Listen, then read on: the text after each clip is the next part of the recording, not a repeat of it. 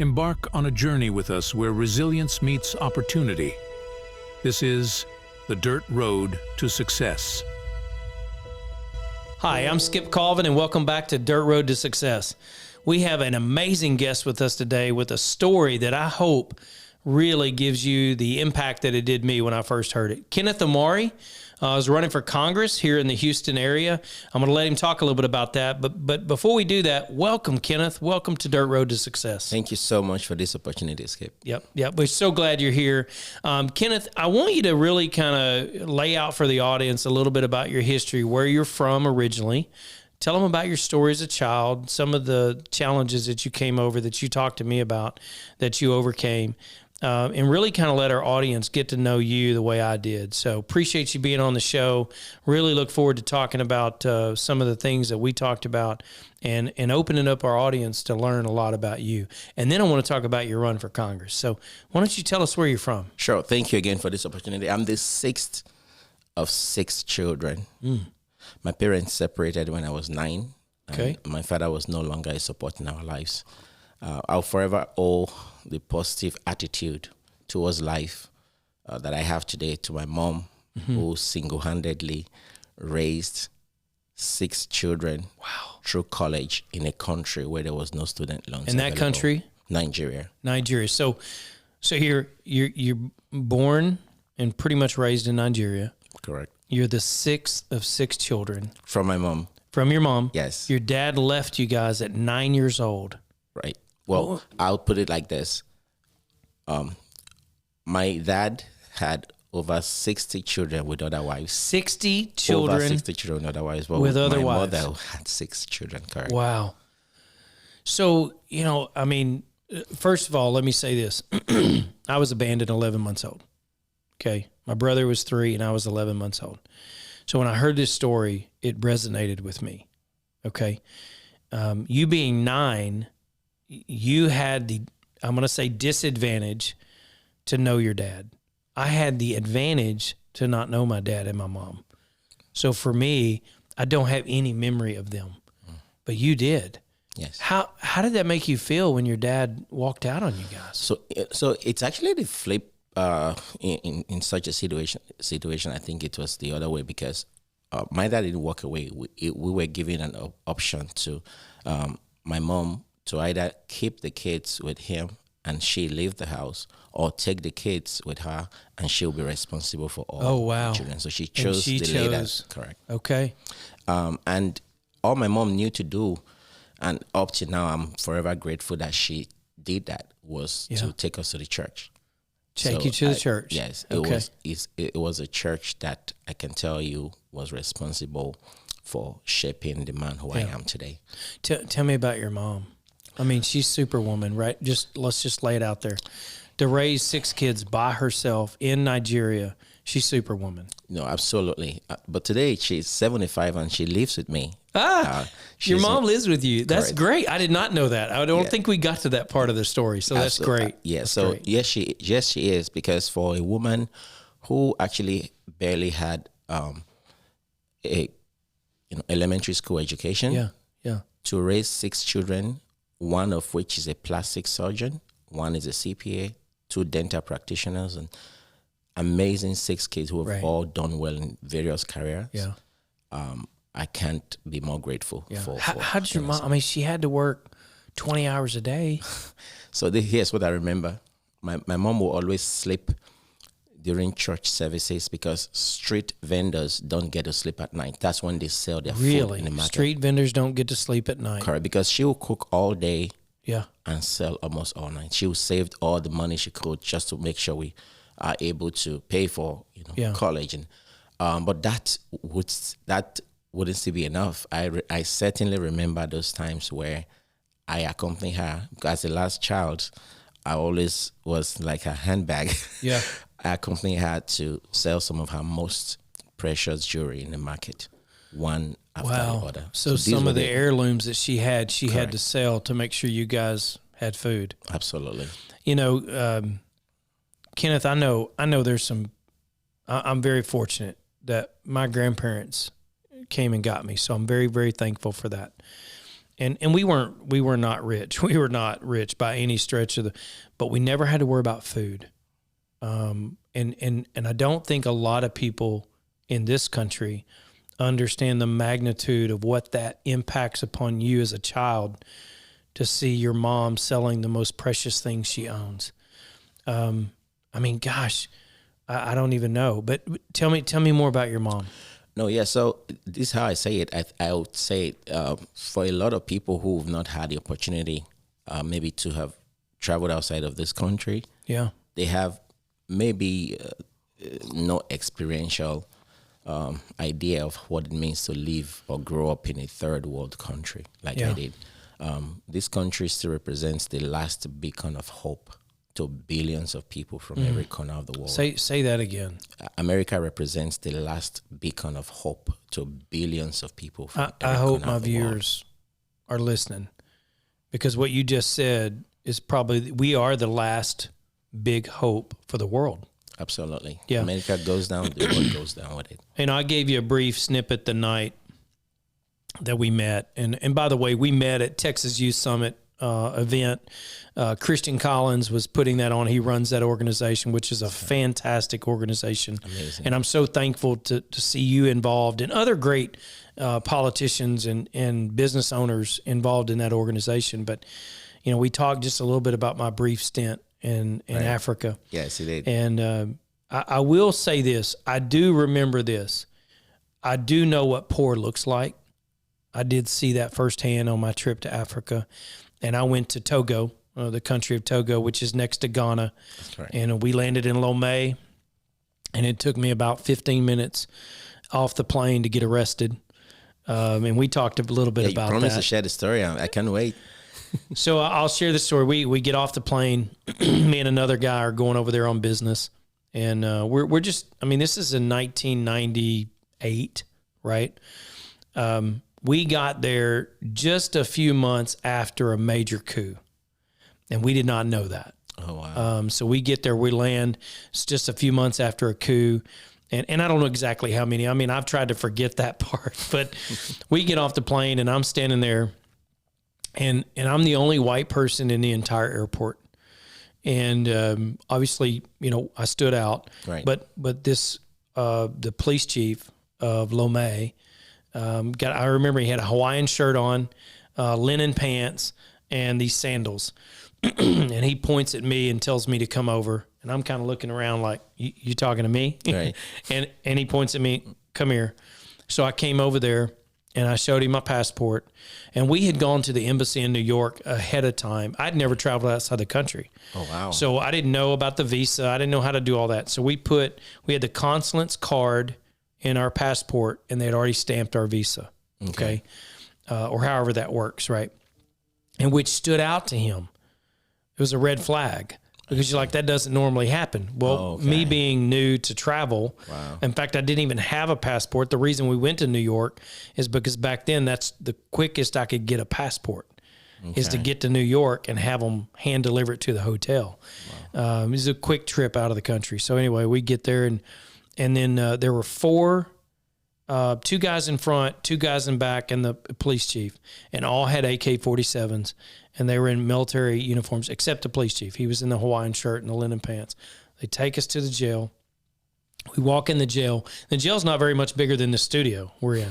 It's pretty small, but this guy sitting behind the desk had the military uniform on, and this guy was massive. I mean, think about Mike Tyson, you know, maybe an inch or two taller, but maybe another 50 pounds of muscle. And this guy was big, okay? And I was scared. Yeah, that must be very scary. Yeah, I was very scared. I didn't know what was going on. Right. And they put us in a jail cell, me and my buddy. And my buddy was black. His name was Edward. I hadn't thought about that in a while, so it's been a while. But anyway, Edward, they put us in a jail cell, and for probably 6 hours, they went through all of our bags. They had our passports. They took all of our money. I had taken peanut butter and crackers because I didn't know if I could eat the food, man. I mean, you know, I'm Southern redneck. I don't know what I'm going to be able to eat over there. Right. And I remember they took all my peanut butter and crackers. And back then you could travel with bottles of water. So I had a couple of bottles of water in case I got thirsty or whatever. They got all that, got all of our cash, and the guy behind the desk, and they had these other guards there with us. You know, 2 had left, but 2 had stayed behind, and the big guy kept calling us prisoners. I don't know who he was talking to, and they speak French in Togo, and so Edward knew French. Okay. I don't know French. I barely know English, so they're talking French. I say, Edward, what are they saying? So they keep calling us prisoners, and so I had gotten to the point where, Kenneth, I was ready to die. I didn't know what was going to happen. You got 2 guys sitting here on a bench with AK-47s. You got big guy behind the desk with a sidearm. And I told Edward, I said, here, look, I'm not going to die if I don't go down fighting. So here's the deal. When they open this cell, I'm going to kill these 2 guys right here. But I'm going to need your help with Big Boy. I said, we're probably going to go down, but we're going to go down with a fight. And that's really where I had gotten to my point, because I didn't know what, in my life, I'm thinking, okay, I've already prayed. I've prayed out to God. I've said goodbye to my family via my prayers. You know, I had a brand new baby girl at home. Oh, wow. And basically Edward's like, dude, and Edward's a little bitty guy. And I'm like, I said, look, I'm not going to go down without a fight. And so that was my whole mentality. And so the big guy finally came over to the cell and handed us our passports back and said, you know, we're going to let you go.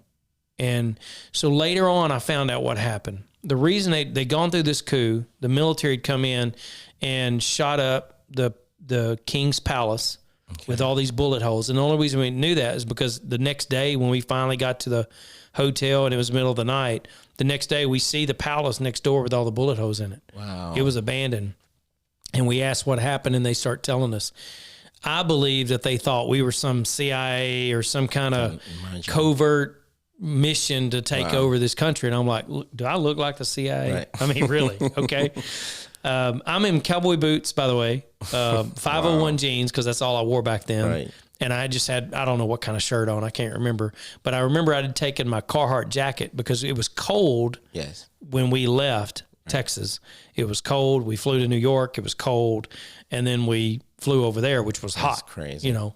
And I remember that. But to this day, I said I'll never go back to Africa. How long were these Sega for? We were in the cell for about 6 hours. That is a long time. That's a long time. Wow. I'm so sorry to hear that. So typically when such things happen, you know, in most third world countries, there areas that they want to quickly secure. Of course, the airports, right? Yeah. Radio stations, the media. And so, you know, so it's not very so surprising that you guys were at the airport while those things were happening. And that's right. And, you know, crazy. It's interesting. I remember back the things that we went through, and nothing like obviously you went through, but when we did do our meetings, when we did do the meetings with the people we were there to meet with, we went through multiple checkpoints. Right. And you got all the military AK-47s. And I remember we had to show our passport and we had to pay. So we'd show our passport, we'd give them like $10. Right. I think it was $10. Right. And they'd let us go to the next checkpoint. Correct. We got to our meeting. We had our meeting, and we didn't drive. We had a driver. Right. But the driver didn't pay. Right. We had to pay. And so we had to pay when we got back. And that happened for 3 days. And back then, KLM, every 3 days, it flew in and out of Lomé. Man, I was on the next flight out. Now, Edward stuck around for another round of trip. I said, you can do all you want. This boy's going home, okay? Yes, wow. And, I would be honest. I got to the airport and catching my flight out, and I remember that same police chief coming in the airport, and I put stuff in front of my face and hid my hands. So I was hoping he couldn't see who I was. When I got on that and look, I don't. Right. I'm just telling you, when I got on that KLM flight, I went in the bathroom and I was in tears because I really did not think I'd ever see my daughter again. You know, that would break anyone. I can tell you that for sure. That would break. Because I'm not used to doing that kind of stuff, man. I mean, but I will say when we got to the hotel that night after getting out of jail, the first thing I asked the guy, I said, because we'd already prepaid for the room, and we were at the Ghana School Hotel in Lomé. It's right there on the coast. It's absolutely beautiful. Amazing. They had the hotel, there was a restaurant and a pool in between. Right. And I remember because all the staff were from the school in Ghana, and that's where they trained. Okay. Right. I mean, great service, impeccable service. I don't remember the name of the hotel. Benin, I think it was Benin, Hotel Benin, but I can't remember exactly. But I remember the first thing I asked him, I said, "You got any beer?" I need a cold beer. And their beer was called EQ, EKU, and it was fantastic beer. It reminded me of Stella. Okay. The Belgian beer Stella. Right. So, okay. Anyway, enough about me. Sorry. I know you wanted to hear the story. I told you I'd tell you on the show. That's such a very, scary experience that you had. And I hope, and I pray you don't have such crazy experience. Maybe someday you go to the safari in, Kenya or one of those. I think I would. If I go, you're going with me. Yeah, well, I don't mind. Okay. So let's go back to the family. I want to talk a little bit about your siblings. And so you're the youngest, basically, of six. Let's talk about your oldest. Yes. So my oldest brother actually, so we're six, 3 boys, 3 girls. Oh, 3. Yes, okay. Exactly. Okay. And then the first is a girl, a lady who is currently, she's a dental practitioner. She's in the UK. She lives in the UK. Exactly. Okay. And then followed by a guy who is a plastic surgeon. Oh, wow. He did complete some of his fellowships here in the US, but he studied. I might need to get some lifts. No, he was in the military for a long time actually, and now he runs a plastic surgery clinic in Nigeria. Wow. So he's still in Nigeria then? Yeah, he's still in Nigeria. Great. He had some of his fellowship here in the US, and then followed by a girl who is a dental practitioner as well in the UK. Okay. Followed by another. Do they girl. work together? The sisters? They're in different places in the UK. Okay. And then followed by another girl, then my immediate older brother and myself. The immediate older sister that I have, they're both they work for companies and organizations. Okay. But and you're a CPA. Correct. I am a CPA in Texas. Correct. Texas CPA. Yes. So, how's the relationship? I know you probably don't get to see your brother a lot, but are you guys real close? I mean, going through the battle like you guys did that make you guys get really, really close? Oh, yes. I mean, between my oldest sibling and myself, is of course, it have some very age gap there, but we are still very, very close. Thank God for social media. We're able to connect, and we're on the same group, and some social media WhatsApp group, and we communicate. And from time to time, we get on the video calls, and we keep in touch very, very close. Yeah. But we've not all been under the same roof for more than 20 years. Oh wow! Yes. So, my mom turned 75. Yeah. This year, and we're planning something big to be able to have everybody under the same roof after a long time. Oh, yes. Kenneth, that's fantastic. Yes. So your mom turned 75 this year. Yes. Does she know? Well, she already turned 75. Okay. Yes. Okay. But we're going to be planning something where we can all be on that. So if it's a surprise, we don't need her to see this video. That's what I was getting at. I see what you mean. Okay. We don't want her to watch the video. I mean, Jordan, I don't know if we can cut that out, but we don't want to ruin the surprise. So does she know? Well, we're still planning it. Okay. And it's still in the very preliminary stage, but we're looking at doing something. Well, if there's anything I can do to help, okay, thank you so much. Obviously, we're gonna go ahead and say you're gonna be a congressman, so you'll be able to help with some of that too. But if there's anything I can do to help to coordinate that, you let me know. Thank you so much. So your siblings are real close. Yes. Obviously, you're close with your mom. She lives with you. Correct. And I will tell you, I absolutely just love my mother-in-law, and I've invited her to move in with us all the time. So, absolutely. But I'm going to ask you, how's your wife like your mom living with you guys? Funny enough, I've always known as a child who grew up in church. Yeah, there are 2 points in the life of a man that the devil can really sweep in to disintermediate or cause havoc. When you are born, if the devil, the evil cannot stop that.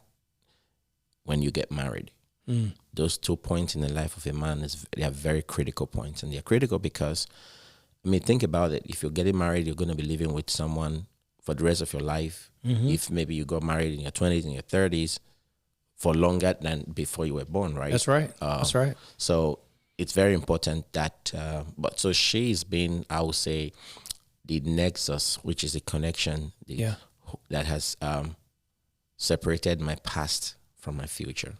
Wow. She is the tool, or she is the agent that God used to bridge that journey of my story between where I'm coming from and where God is taking me to. And this is how I say it, the role of a woman or the role of a wife in the life of a man is not only to birth the children, but also to birth his future. You know, wow, I'm getting goosebumps here because,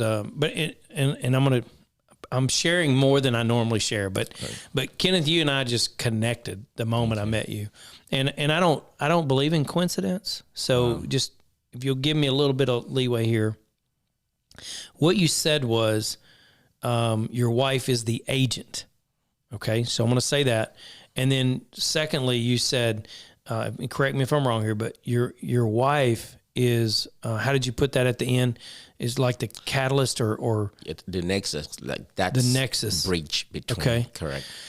So my philosophy is this, and look, I'll be honest with you. My wife is my best friend. Amazing. Okay. But man, let me tell you, she is a blessing from God, because I don't know how she puts up with me. Just to be honest with you, I've made a lot of mistakes, and I'll share a little bit. We really had some struggles. I had a heart attack a few years ago. Oh, so sorry. And man, I went in a bad spot in a hard way. I had depression. We were struggling with a lot of things. There were a lot of things going on in our marriage at the time. So even when I had the heart attack, we had some fractures. We were doing everything I think we could to survive, but not together. Does that make sense? So Yes. we had stopped communicating. We were going in different directions. It was a rough spot. And then I have a heart attack. And then I went into a dark spot for a long time. And I will tell you, if it was not for my wife fighting for both of us, because I was not fighting. Wow. I'm just telling you. I mean, I was done. I'm like, I'm just going to move on, and I just need to be single and alone the rest of my life. Yeah. But if it were not for my wife being double praying and praying for both of us, because at that time, man, I'd pushed aside God in a lot of ways. It was right in the middle of COVID. You know, churches were closed. Yeah. I had all this anxiety, I had all this depression. That was the first in my life to be that way, and I didn't know how to deal with it. Yeah. And so I want to echo what you're saying. Every great man has an amazing woman behind him. Absolutely. I will quickly just be inspiring me to actually share some of the struggles, because this is how I think about it. I believe that when you meet the woman that God brought to you, in that very, early stage of a relationship, is still everything is still very new, and you're still getting to know yourselves. Yeah. But as time progresses and life sets in, and you begin to see the reality of life. Life sets in, you're right. Exactly. So a lot of people, that's when people actually know if that love will stand the test of time. That's right. For example, right, we got married in 2012. Okay.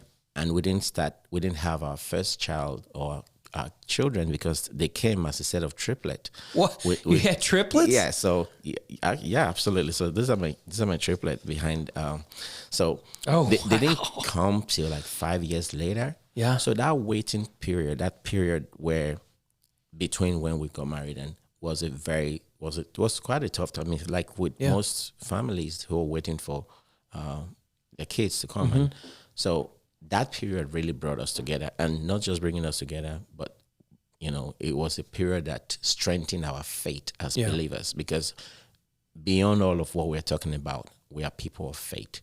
People of faith is the key. Yeah, yes, I agree. And I don't know how people go through what they go through if they don't know Christ. And that was and another point I want to raise is, for me personally, my toughest journey, of course, before this time that I'm running for Congress, was actually becoming a CPA. And I will quickly share a little bit about that story. Sure. My wife was already a doctor. she has finished her program, her medical school, and she was completing her residency program in pediatrics while I was just setting out to start my CPA exams. Yeah. Mind you, the CPA, there are 4 parts of the CPA exams, right?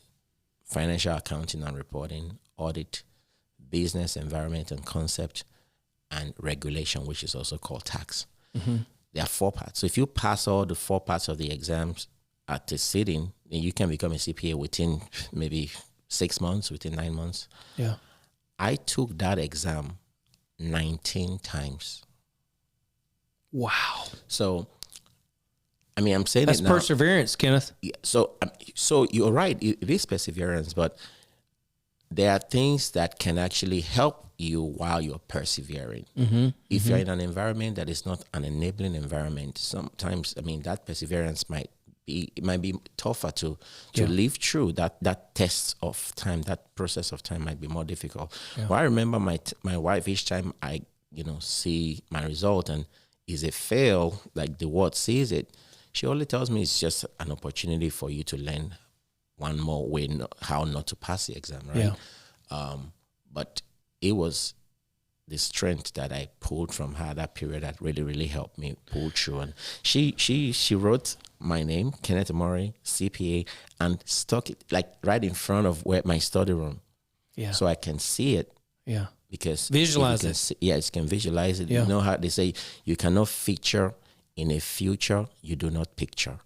So she did that. She put that. I don't know why she did that until today. That was one motivation that helped me.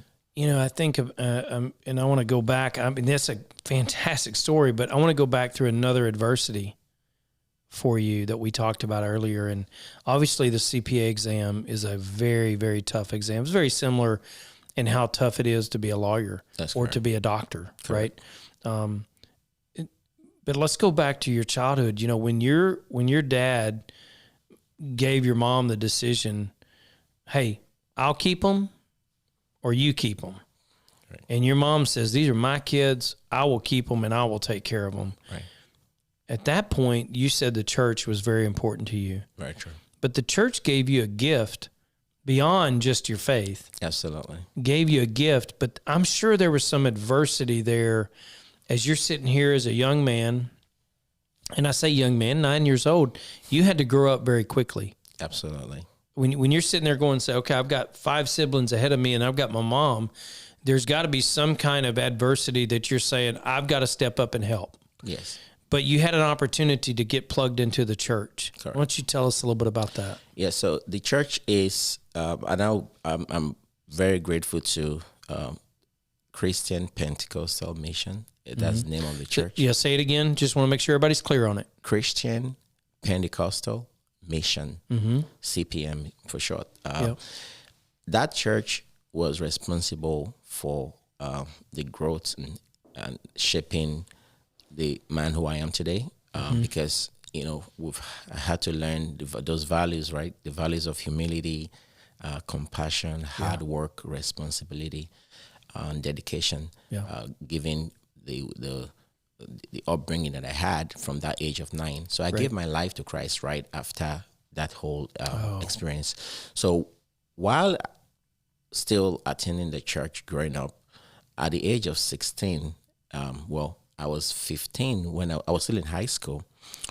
When we're walking back from school, we used to, walk maybe a couple of, maybe a mile or 2 miles from school to my house. There used to be a man who was at the entrance of my street who was a musician. He was a saxophonist. Okay. So when school closes, we hear the very sweet sound of his saxophone always on when we're coming back from school. So we hang around the house just listening to that sound. Yeah. So one day I decided to wait when he was done and everybody left. I waited for him to come out, and he did. And he's like, "Young man, why are you still here?" And I told him I wanted to learn the saxophone. Now, at this 15? Yes, at the age of 15, correct. Okay. And then he said, well, you're not going to be able to pay for it. It's not free. You're going to have to pay for it. I said, well, I might not be able to pay for it. I might be able to talk to my pastor, my church, to help sponsor my learning the saxophone. And that was exactly what happened. Wow. So your pastor, your church, Correct, sponsored you to learn the saxophone at the age of 16. And I started to play the saxophone from the age of 16. So I want to sidebar this because I had the privilege of hearing you play the saxophone and you played the national anthem, which that is the first time in my life that I've ever heard the saxophone used as a tool to play the national anthem. Wow. And it was fantastic. Thank you. And so I'm hoping that we can get a video of that. So we'll plug that into this podcast so that people can see it and get that benefit from it also. It's a different sound. It's a different, unique way to hear the national anthem, but it was absolutely beautiful. I had goosebumps. Thank you. I got kind of emotional listening to it because I'm thinking, Kenneth, you're born in Nigeria. All right. At 9 years old, you pretty much are abandoned by your father, or your mom given the option, but your mom takes off and says, I'll raise my kids. Your mom works herself to the bone to take care of 6 kids.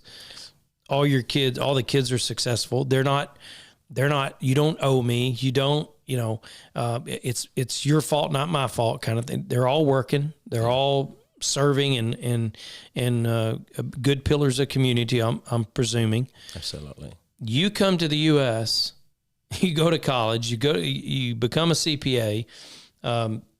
19 times. I think I probably would have backed up a little bit and said, maybe I don't need to be a CPA, but 19 times you passed for the CPA. Now you have a CPA firm. Yes. You're married to a doctor. You've got triplets, and now you're running for Congress. So, Skip, I'll put it like this. So I believe there are 3 categories of people who are listening to this podcast or who are watching this from wherever they are watching. Mm-hmm. The first set of people are people who are going through various challenges in their lives. Yes. You will never be exempted from going through challenges in your life. No. There's no one that is isolated from it. That's one commonality among humanity. Mm-hmm. That is one commonality among humanity. Mm-hmm. And there are people, that's the first set of people who are going through those challenges. There's a second set of people who are just stepping, their challenges, they're just stepping into that realm right now. Or some other people, the last set of people are just stepping out of that challenge. But one thing that I want to leave, if there's anything I want to add to what I've said so far, is for whatever we all go through, there are lessons to be learned. Mm-hmm. Because when you hear the first part of our struggle, your struggle, my struggle, our struggle, you believe that it ends there. But you can sit there and share your experience. The reason why you're sharing that experience is to also pull people through who are currently going through such a situation today. Because when you go through a challenge, whatever challenge it is that you have gone through, you get a measure of grace to be able to pull someone who is going through such a situation from an experiential point of view out of such situation. I agree. We talked about that at one point, and I was just telling a group on Monday or Tuesday, I think it was, as if you're looking for a mentor, and I believe we all need mentors or we need disciples helping us. Absolutely. Okay. From a faith standpoint, it would be disciple. Yes. From a business standpoint, it'd be maybe mentorship. Marriage would be mentorship. Because I think we need to look at people who have been successful, who have already been there. Because what you're talking about is that grace of someone who's already been through the valley is helping you back up on the mountaintop. Very true. Okay. And you're right. You're either coming out of a problem or a challenge or an opportunity. Yeah. And then for the Dirt Road to Success podcast people, they know that's called the pothole. Right. So you're either coming out of the pothole or you're about to go in the pothole. Or you are in the pothole. Or in it. Yeah, or in it. And so the great thing about what you're talking about, and I loved eloquently how you said it, I'm telling stories, you're telling stories, my guests are telling stories that are really designed to help people through whatever they're going through. Look, we're not immune. As a believer in Christ, we're told 100% we're going to have no problems, right? No, that's not what it says. That's not what actually the Bible even said. No, that's exactly right. We are expected to go through those problems. Correct. And what you just said is so powerful because, you want to, it's like a daisy chain of rope, right? Yes. The guy ahead of you that's been through the challenge is got the rope. Yes. And you're hanging on to that knot in that rope because he's helping pull you through it. Yes. What you've got to do is make sure there's a knot behind you and you're going to help the next person through it. Yes. No. Because really, I've not been through some of the things you've been through yet, but there may be a chance where I do go through those things. Right. And I want to be able to reach out to a Kenneth and say, hey man, I'm struggling here. And look, guys, all the guys listening to this, please do not think that you're the only one that struggles with anxiety or depression or challenges or potholes in your life. You need to lock arms with another man who's been there that can help pull you through it. Yes. But don't forget where you came from. Absolutely not. You need to grab the guy behind you and help him through the same thing. True. Because if we don't stick together, it's difficult to make it through these deals. Yes. It really is. These challenges, these problems or struggles. Yes. Struggles. So late last year, we were meant to attend an event where they call it ballot draw to get the position where your name is going to appear on the ballot since I'm running for Congress. So because my district, the Texas 7th Congressional District, cuts across 2 counties. Okay, Harris so County, the 7th Congressional District is 2 counties. correct. Okay. Harris County and Fort Bend County. Harris and Fort Bend. Okay. Correct. So I took my mother to help pick my ballot position in Harris County. Yeah. And then I also strategically took my wife to pick the ballot position in Fort Bend so they don't fight at home. They never fight. I'm just kidding. That's good. So after the first ceremony, while we're about stepping out from the event, a lady pulled me aside and said, Kenneth, I wanted to ask you a question. So, there are most of these events, you sometimes you already have made answers because people ask you the same questions over again, right? So you already sort of have your reserved answers in your head. But I never prepared for this one. She said, Kenneth, if you don't win in this race, what are you going to do? That was not the kind of question I was expecting. I mean, especially while walking out from a ballot draw. Sure. And I looked at her. My mom was waiting for me. And I asked her, what does a win mean to you? When you don't win in this election, what are you going to do? I said, what does win mean to you? Because win can be relative. What a win mean to you might not be what it means to me. That's right. You're looking at a woman who used to sell on the streets of a third world country, picking a ballot position to run for his seat for his son's race. Yeah. For U.S. Congress. Yeah. And what a win. What a win. And then I said, hey, you. At the same time, I am that child who used to sell on the streets of Africa, Nigeria, just to get by as a teenager. Yeah. And then you're asking me if I do not win. I asked her, what is your definition of a win? Or can you repeat that question again? Yeah. What did she say? And she was just looking at me. And I said, well, she didn't know what to say. Because I tell you what, the measure of success in life is not by the amount of duration, meaning how long you live on earth. It's by measure of what I would call donation, how much you've been able to give back, giving in the form of inspiring the next person, giving by way of impacting the next generation. And that's one of the reasons why up till today, even in the middle of the craziness of running for a public office, I am still teaching in a college. I'm currently taking 2 classes right now. I'm still teaching in college because... What do you teach? I teach accounting and taxes. Okay. Tax. Wow. Taxes. I met with my CPA today. We're in the middle of a tax season, so it is very, tax season, running for a public office, and then also being an educator. So the reason why I'm saying this is there is no joy, there's no greater joy in knowing that what you're doing is impacting the next generation while you're alive. Wow. And that, I think, to me, that is the ultimate sense of fulfillment anyone can have. You know, I'll tell you, Kenneth, I'm way out of my comfort zone. Okay. I mean, this is not doing a podcast and doing all this kind of stuff. It's not really me. Right. But you were talking about, and it's the legacy. It's the legacy that I'm wanting to leave. Yes. Not that I know everything or whatever. I want to leave a legacy that I gave someone a voice. Yes. Not me a voice. I gave someone a voice. Yes. And I felt like I needed to do this podcast to bring up stories, to bring up opportunities where people could realize they can overcome the potholes. Yes. And what you're talking about is not how long we live. Yes. It's the legacy we leave behind. Correct.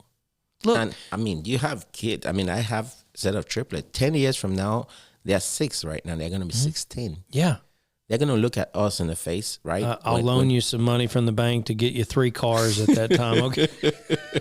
I'm gonna take up that they're going to look us in the face and ask you, Dad, what did you do? Yes. When your generation was faced with this challenge? Yeah. Then you can look back and say, there's nothing. I fear regrets more than I fear failure in life. Because, I mean, what people are, or what the world define as failure, I think I look at it as opportunities that are embedded like treasures in the trash. Yeah. But regrets, I would never want to live with regrets. And 10 years from now, 2 years from now, I should have done what I did not do. I'd rather try and make sure that I put my best foot forward. But I would never want to regret over something I should have done. You know, my heart attack changed my mind on things like that. I had a lot of regrets before that. And always, before I had my heart attack, I remember, I can't believe we're talking about this, but I remember laying on the ground, and I had a lot of buddies around me when we were training. And I remember the 2 things. I don't think I'll ever see my daughter again, or I'll see my wife again. Wow. That's what I was thinking. And from that point forward, even though I struggled for about a year or more, maybe 2 years with depression, I never wanted regrets anymore. Yes. I started speaking up more. And not that I didn't take a stand before, but I might not have vocalized the stance. And I'm like, you know what?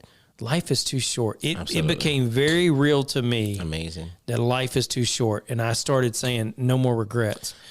And I remember I started this podcast in January. Wow. And I remember my son kind of shamed me a little bit. I love my son. He was one of my first podcast shows. And we talked about the blended family because my wife and I have been divorced and we got married and we blended a family together. And I told my son about a year before I started the podcast, I wanted to do this podcast and I wanted to be able to give people a voice. And so he bought me these microphones, really cool microphones. Amazing. And so he came to my wife one day. I wasn't there. And he said, Skip's not doing this podcast because he's scared. And so she said, yeah, I think he is. And you know, I didn't, she came to me and told me, and I said, yeah, I am scared. Wow. So immediately I went ahead and bought my cameras. I bought all my digital equipment. Wow. I bought all this stuff. I set this podcast room up in my house, and I ended up going to a chamber event and meeting someone with Dockline. And they said, oh, we got a studio. We can do your podcast. I'm like, look, done. Amazing. So instead of me doing it at my house, I'm doing it at their studio. Amazing. I mean, and they've done a fantastic job. Look at this success. You know what? Even if it's just one person, that undertaking is going to impact. But I can tell you that one person, the ripple effect of what you have done, just giving that amazing story you just shared, if you've kept quiet, I tell people a closed mouth is a closed destiny. That's powerful. A closed mouth is a closed destiny. Correct. What you're doing with your voice, this platform that you've created, is going to have a ripple overriding effect, positive effect impactful effect in the lives of millions of people. You know, it's stories like yours, though, Kenneth. You know, you come from Nigeria. You come from, I mean, I've been there. I know how poor it looks. I know what it looks like. And then for your mom to struggle through all the things that she did to raise 6 kids, then you come to the States, you become a CPA, now you're running for Congress. That's the American dream. Absolutely. That's the American dream, unfortunately, Americans have forgotten. Think about that. We have forgotten that we have the power and the ability to do anything we want. This podcast, as much as it gets me out of my comfort zone, is a dream. Absolutely. I had a dream that I could do a podcast, and look at me. Yes. Hey, you may not like the podcast. You may love the podcast. But the reality is I'm doing a podcast. Yes. In America, you can do anything you set your mind to. Yes. And remember, a closed mouth is a closed destiny. No, I mean, so I tell you today, I typify what the transformational power of the American dream can do in the life of anyone. Yeah. This country, America as it is today, right, is a place where it's the number one choice destination from everyone outside of America. Let me repeat that again. Yeah. America is the number one choice destination for everyone that was born outside of America. And I think we hadn't got to the political part, but I'm going to shift. That's why the border's open. I mean, it's open and people are flooding in because they believe this is the greatest nation. Now, my personal opinion is there's some nefarious to that too, because there is a process you should go through to become a U.S. citizen. Absolutely. And right now the floodgates are open, the borders are open. We have who knows who coming in to this country. And so I want to talk a little bit about your career, and then we want to shift to the Congress run. Tell me about your life as a CPA in America. Well, I am grateful for the opportunity to sit here and address you or talk to you, not only as an American, but as that immigrant whose aspirations strike the same chord as the American dream. It is today reminds me of that journey that has brought me here. Yeah, it's a journey of hope, it's a journey of determination, and unwavering belief in the promise of America. That's powerful. It really is. I have seen the beauty of this country from the perspective, very unique perspective, of someone who grew up differently from the majority of the people who I live around. So my first degree was in Nigeria. I studied accounting, and then I did my master's at University of Southern California in business taxation, and I'm a CPA. And then I worked most of my career, the longest of my career in terms of working for an organization was in the oil and gas. And my most recent corporate America job was with Schlumberger, which is an oil field service company. Yeah, I worked with them for a couple of years until our kids came. Yeah, and when our children came a year later, true story. My last day with Schlumberger was the day my triplet clocked 1 year old. Oh, wow. That's December 28, 2018. Okay. They were born in 2017. Yeah, 6 years. Yes. Yeah, almost 6, 5.5, exactly. Yeah. So I remember that because I want to be able to look back and say, and tell them when they grow up that, my last day with corporate America was the day you turn 1 year. So I can, I did that strategically to be in their lives. There's nothing that, I mean, it's going to be tough to have both parents who are very involved in their career. My wife is, very involved in the medical field, myself. So it doesn't mean I'm working less today, but it just means that I have more control of my time. So I can be in their life, take them to school. I mean, that is the key, having more control over your time. Correct. Yeah. Yeah. So, and then you decide to run for Congress. Yes. So, I mean, for me, I think it's an extension of what I sort of have been doing before. I started teaching at a community college in 2017. Okay. And I've been teaching for about 7 years now. And the reason why is because of that passion, that desire to give back to the country that has given me everything that I have. So to today. serve the students that you teach, Correct. so that you can instill in them the passion you have for the Yes. freedom that we have in this country. Yes. It is the American dream. Yes. I usually share some stories with my student each semester when, I start any class, if it's an in-person class, where I show them a candle and ask them, when you see a candle, what comes to your mind? And for the most part, a candle represents, an item or anything that, a light, that something you turn on to change the mood in a room, right? Or to add fragrance to the room. Right. But Or that's fragrance or light. Yeah. correct. Yeah. The way I see a candle is a form of electricity, because I've had to study to burn the midnight candle, right? I have to study through that when I was in college, when I did my first degree. So that's not how, so you can see how perspective can be very, very different given the experience of my upbringing or how I grew up from someone who never had. So the reason why I always share that story with them is, if such a person can today be in front of you, being your college professor, you don't have any reason to fail. And I cannot tell you how many times students would walk up to me to tell me, thank you for sharing that story. I had a particular student who completed the class. He had a B and said this was a repeat class for him because he didn't make it through the last time. Yeah. But my story on that first day of class really motivated him and inspired him to keep going in spite of the fact that he was working 2 jobs and he completed that course. So those are the kind of things that give us joy, that drives my passion to wanting to do anything that I do.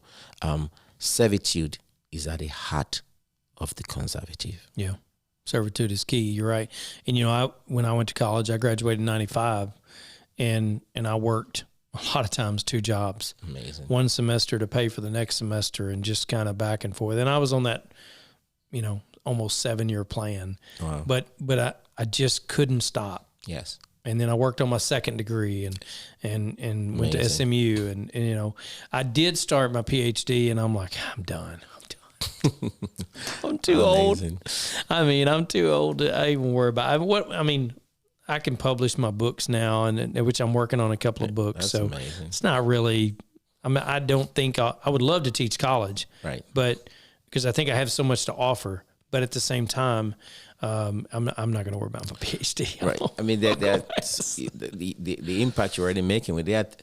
So there are different channels, right? We can make an impact. We can create positive impact, influence, Absolutely. legacy, like you talked about. So, I want to go over your stuff here because I just really find this interesting, and I'm looking at your beautiful family. thank you. And I'm just like, man, you're like me. You married way outside your punt coverage is what we call it, but beautiful family. Thank you. Texas Right to Life. Just, all kinds of endorsements here. So I'm going to read these if that's okay. Oh yeah, absolutely. Texas Right to Life, Ray Hunt, Paul Simpson, Yes. Douglas Griffin, Riley Gaines. Yes. Riley Gaines here. Absolutely. Philip Aronoff, is that how Correct. you said? Okay. Yes, All that's right. correct. Christian Collins, who is our mutual friend, great Yes, guy. Amazing guy. Yep. Gary Poland, Correct. Linda Howell. Yes. So you've got Mattress Mac on here. Absolutely. Good old Mattress Mac. Yes. Tell the audience a little bit about what you stand for. Obviously, we talked a little bit about freedom and we talked about the American dream and things like that. But if you were going to summarize, one, why in the world would you run for Congress? Man, it's just like, it's such a craziness up there. Right. I was with Morgan the other day, Morgan Luttrell, and Nice. went to his town hall, and he's doing a fantastic job with the veterans, man. Right. He's just killing it. Right. And he's not just the veterans, but a lot of stuff. But I just love what he's doing with the veterans. And just listen to his town hall, and it was fantastic. Amazing. And if you ever get a chance to just listen to some of his town halls, he's spot on, man. And he the town hall we were at, he had some challenges. Wow. There were some people really kind of pushing back, and I really like how he stood his ground. Okay. He's obviously very professional. Right. And that guy's a neuroscientist. I don't know if you know that. Wow. But, you know, he's a SEAL team guy. And I'm sorry, I'm talking about Morgan Luttrell, but I mean, just kind of tell you, this just blew my mind. I didn't realize all this. Obviously, SEAL team guy, you know, we all know that. He goes back, you know, and really studies neuroscience so he can work on the PTSD stuff for his veterans. Amazing. Look, that's putting your money where your mouth is. Right. So, just anyway, great town hall with him. But tell me why you wanted to run for Congress. No, yes. So, I mean, you just drew a good positive correlation between him being a veteran and also being a neuroscientist, right? Trying to help with veterans that have PTSD. Mm-hmm. My background as an accountant, I'm a CPA, so we are very big on fiscal responsibility. Hey, man. Okay. All right. Hey, stop. Wait a minute. We want to send someone who's fiscally responsible to Congress? Well, So- that's a big thought. I tell you what. So I love it already. Yes. Sold. So think about this for a second. A lot of people who are very politically savvy, who follow politics a lot, they know how many members of the U.S. legislative arm that we have, right? There are 100 senators, and there's 435 House members. Yes, that's right. Do you know how many are accountants among those numbers? Just take a guess. I don't know, but I can tell you it's more heavily weighed towards lawyers, Right. which we don't need. There are only 4 accountants. 4 account. Correct. No wonder we're bankrupt. So if You know, okay. Wait a minute. Do you know the percentage of lawyers in there? So I don't have the exact percent, but I bet it's the huge. majority of them, have and some legal background. To my lawyer friends, I love you, but I got to say this. Lawyers are always about billable hours, okay? Not fiscal responsibility. Correct. Bill them another hour. So- we're on the phone for 10 minutes, bill him an hour. Absolutely. If you think about it, Yeah. right? While I have tremendous respect for our lawyers, Yes. and have a bunch of them, a ton of them are our friends, right? I believe it's time we vote for people who understand not just in rhetorics, Right, but the practicality of what it means to be fiscally responsible. right. And I think it's very important for our audience to understand who holds the purse strings. Absolutely. That's right, Congress. Correct. So what you're talking about, and listen, voters, Fort Bend County, Harris County, listen to what I'm saying. If you're tired of paying taxes, let me explain to you what the government doesn't do. The government does not generate revenue. It does not produce a product. It does not sell a product. It taxes its people. So if they want to spend more money, there's only 2 things they can do. Well, 3 things they can do. They can tax you more, which seems to be the common core thing they want to do. They can print more money that's fiat and just push it out there, which they do that too. Or third thing, they can go after companies and fine the crap out of you and pull that money into the coffers. Now, guess what? We have 87,000 new IRS agents that they want to put on the books. I don't know how many's been hired. I don't know where they are in that process. But you as a CPA understand the fiscal responsibility, the fiscal cost to adding that many more people. It's billions of dollars. And billions in the scope of our trillions may not seem like a lot. But Kenneth, as a CPA and me as a finance guy, look, there have been times in my life that I've been over leveraged. Right. And I'm like, okay, it's time to get a plan of action. Let's get desperate. Let's get stuff paid off. Okay. And then you get to this point where you're way under leverage and you're like, oh, why not as a nation, can we not say, where do we need to be fiscally? Let's set it and go to it. Look, I could get all day on how much money we spend on all these other countries that hate us. Right. That hate us. and we're not taking care of our own border. Anyway, I'm sorry. I got off on my sand. That's my bird walk. Sorry, rabbit trail. No, Keep going. absolutely. You're running because you want to be a part of being fiscally responsible. Absolutely. I mean, I like, as being an educator, I like to bring it down to to everyone to understand. Someone told me some time ago, if you cannot teach a concept to a 6th grader, you don't understand it. I agree. So I try to, as much as possible, to break it down to that level. Yeah. So when we say fiscal responsibility, it's somewhat over the head of a lot of people.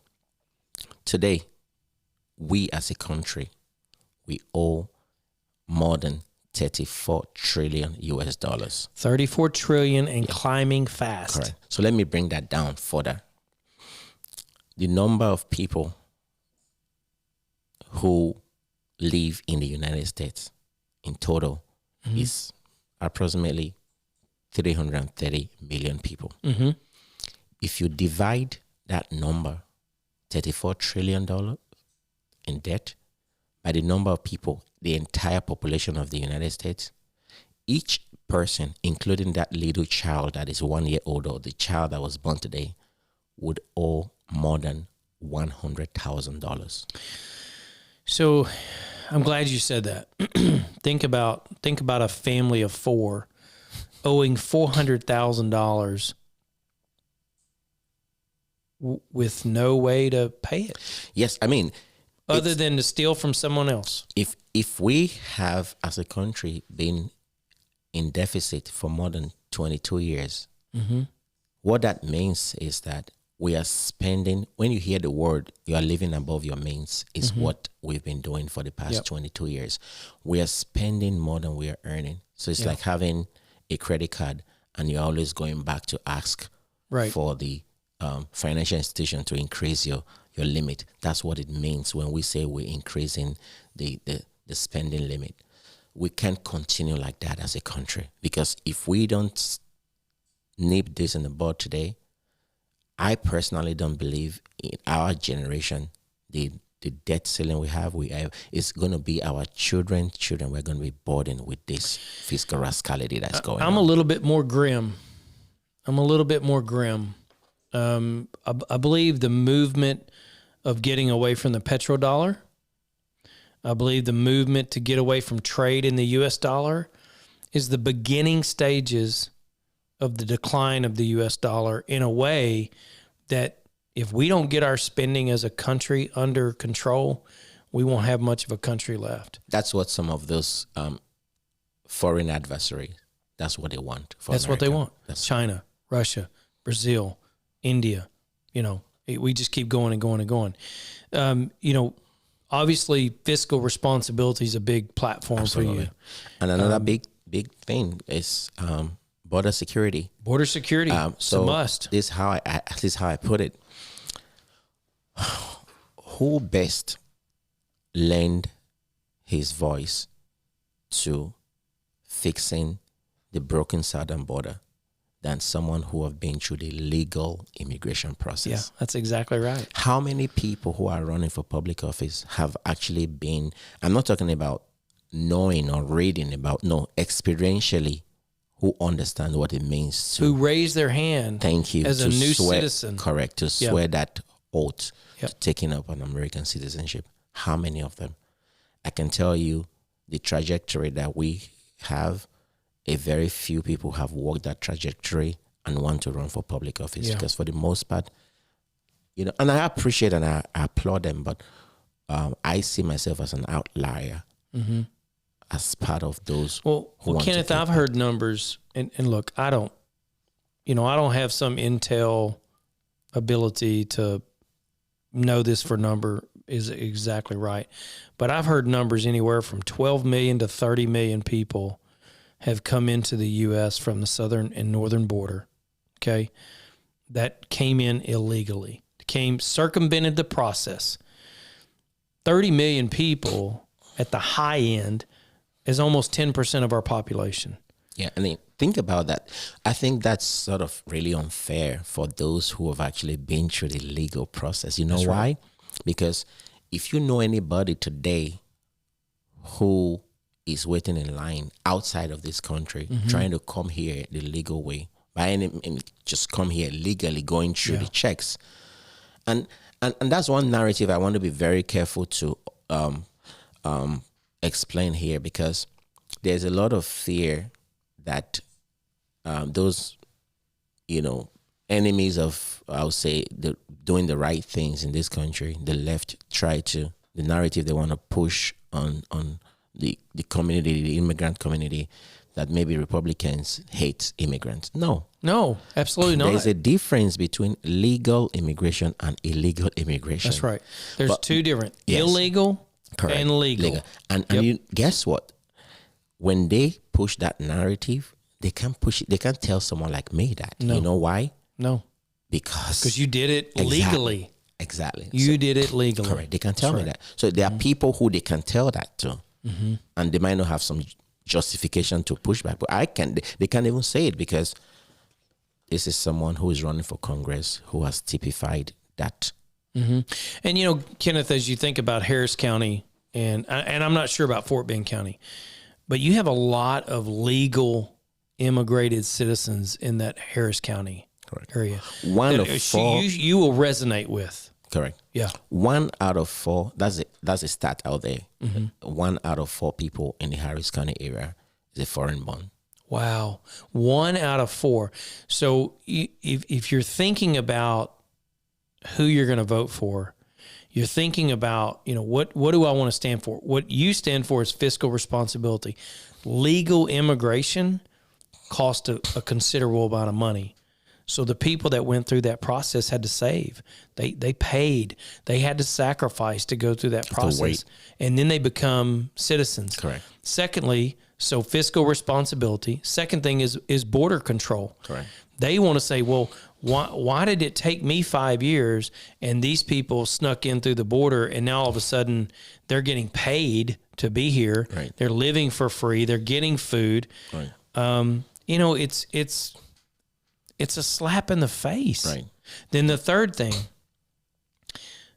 crime is getting out of control. Absolutely. And now you're seeing all over the country these mobs of immigrants that are going in as a mob and robbing houses and robbing stores.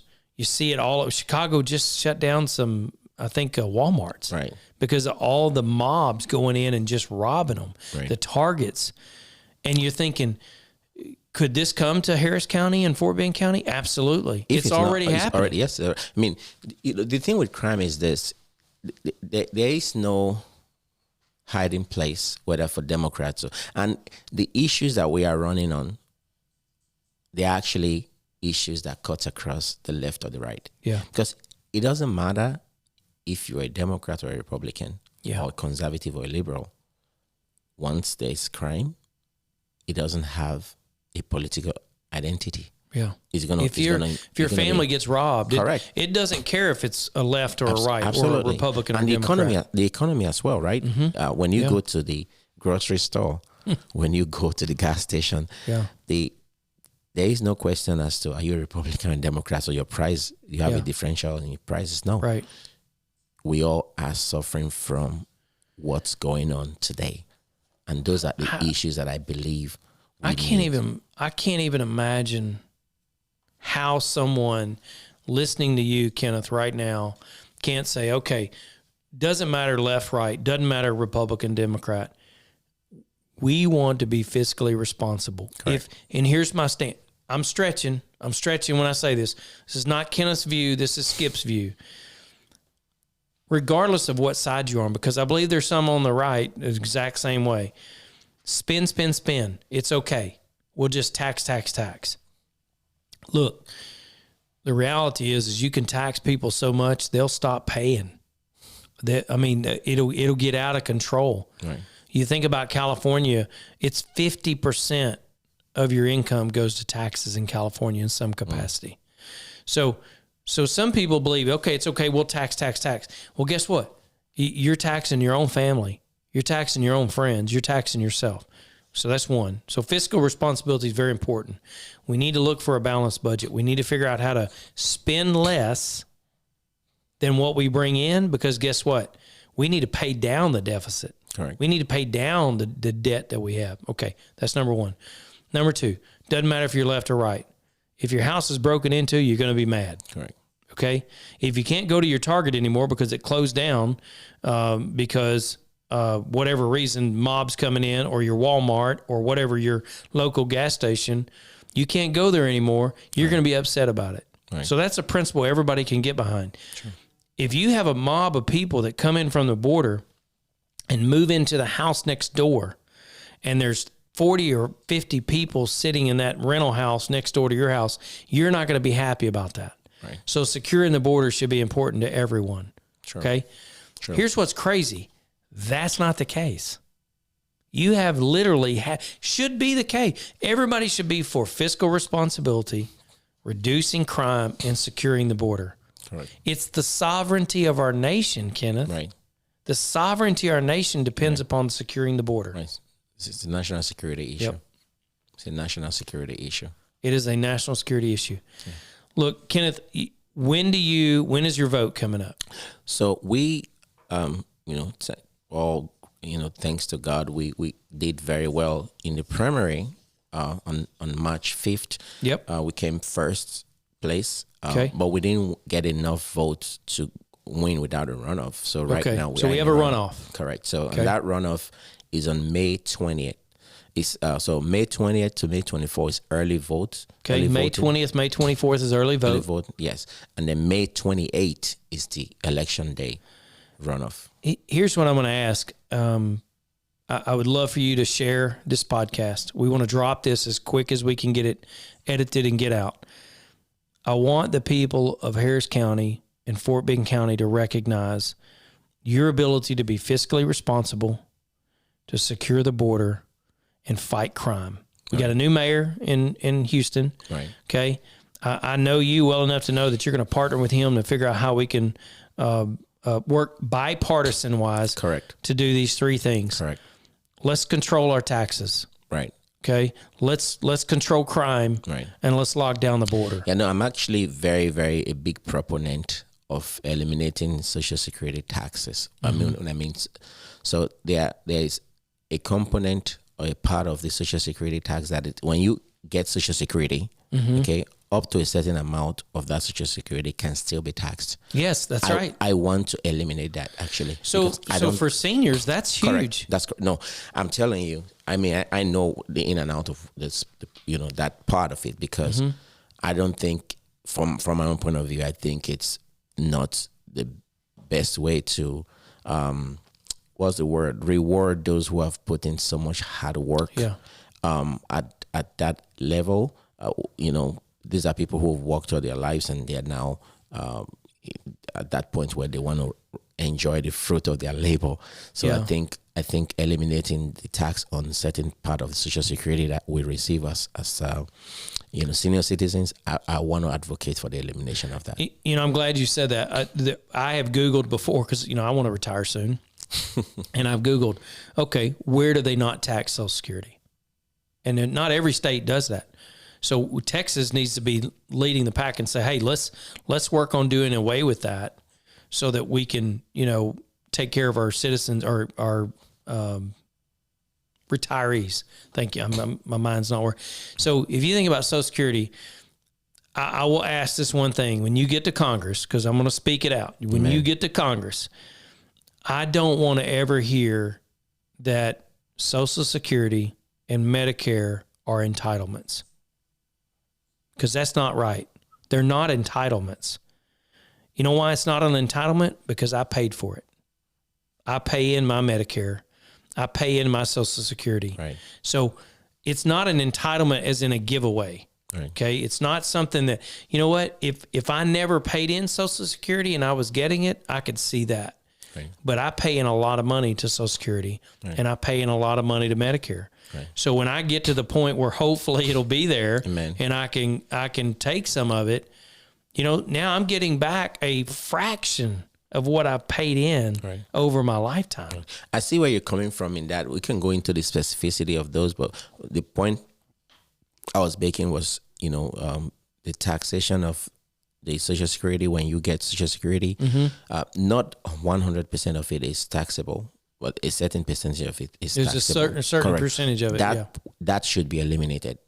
That's what I'm advocating for. Well, retirees will love to hear that. Right. You know, I know my mom, 91 years old. Oh, right? wow. Amazing. Yeah. And she, guess what? She pays taxes. And I'm like, I'm scratching my head here. I'm like, it's Social Security and veteran. My dad was a veteran. So she pays taxes. And I'm like, I don't understand that. But, you know, look, you're the tax guy, not me. Yes. I mean, I'll be honest with you. I do everything I can to give you what you guys need to help me on my taxes. So, and unfortunately, I always pay in too much. So, what I want to give you just a couple of minutes. Just tell our audience, tell your audience, hey, why do they need to vote for you? Well, thank you so much. Again, I am really grateful for the opportunity that I've had in this country. America, to me, is a country that took me in when I needed a refuge, a place to lay my head, a place to, a second chance to making it in life. And America provided that opportunity for me. And I am committed to giving back to this country. I love this country. When I play the saxophone and I play the national anthem, the Star Spangled Banner, it is a very, very emotional part of me. I don't play it just from my head, but I play it from my heart because of the love that I have for this country.